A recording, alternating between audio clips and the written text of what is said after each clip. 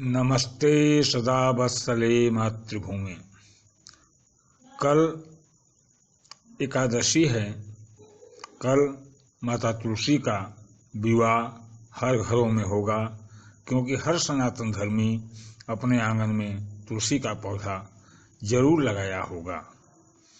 माता तुलसी हमारे जीवन के लिए अति लाभदायी एवं सुखदायी हैं। माता तुलसी से जुड़ी एक कथा बहुत लोकप्रिय है, जिसे मैं एक छोटे से वीडियो के माध्यम से आप लोगों के समक्ष प्रस्तुत कर रहा हूं, जिसे आप सभी लोग देखकर लाइक शेयर करते हुए चैनल को अगर अभी तक सब्सक्राइब नहीं किए हैं तो मेरे उत्साहवर्धन के लिए सब्सक्राइब जरूर करें। श्रीमद् देवी भागवत पुराण में माता तुलसी के अवतरण की दिव्य कथा का उल्लेख मिलता है। एक बार शिवजी अपने तेज को समुद्र में फेंक दिए थे। उससे एक महातेजस्वी बच्चे ने जन्म लिया, जो बालक स्वरूप में था।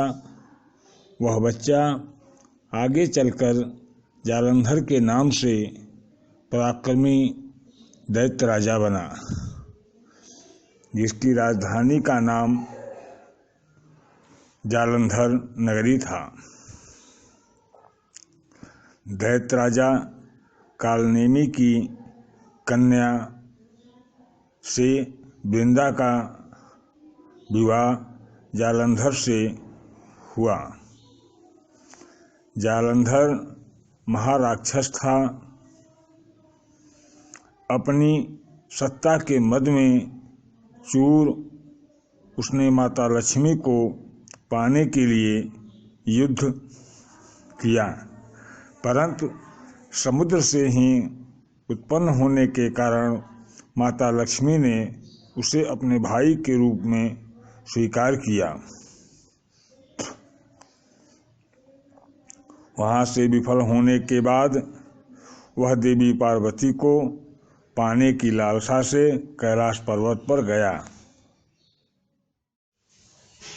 पराक्रमी दैत्य राजा जालंधर अपने मद में चूर शिव जी का वेश धारण करके कैलाश पर्वत पर पार्वती जी को प्राप्त करने के लिए जाता है, लेकिन पार्वती जी अपने तपोबल से जालंधर को पहचान लेती हैं और वहां से अंतर्ध्यान हो जाती हैं।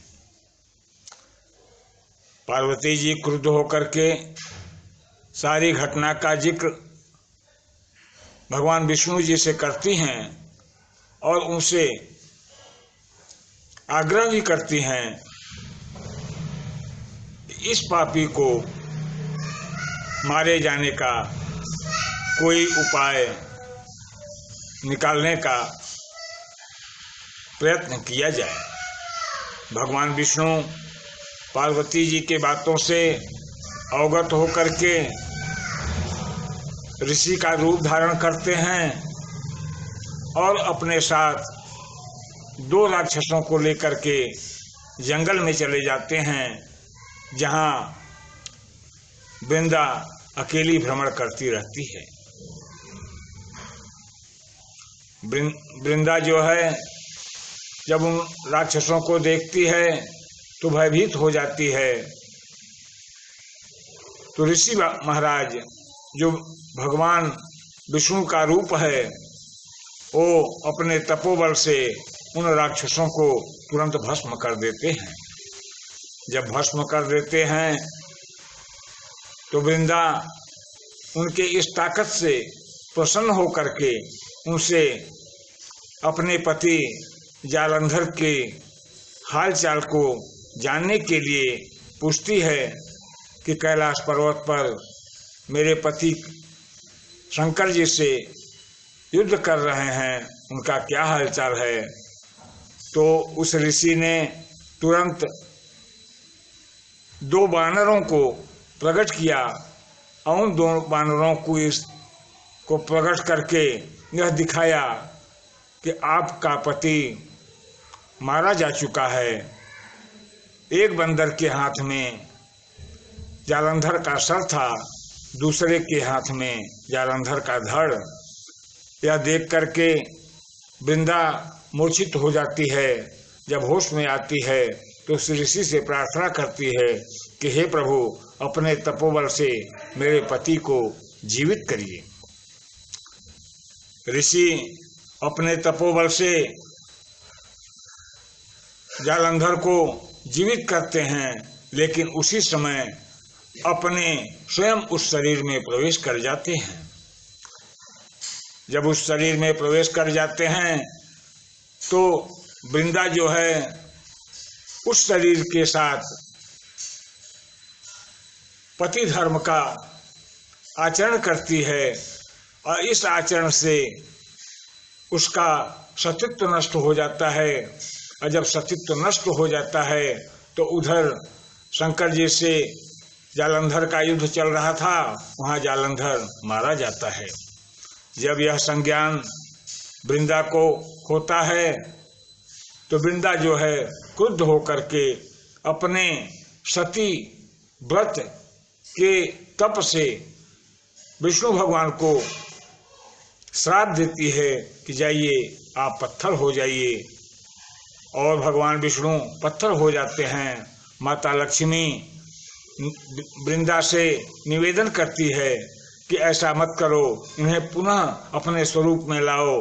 अंत में वृंदा लक्ष्मी जी के बातों से सहमत होकर के उन्हें पुनः अपने स्वरूप में लाने के लिए प्रयत्न करती है और वो पुनः विष्णु स्वरूप में हो जाते हैं।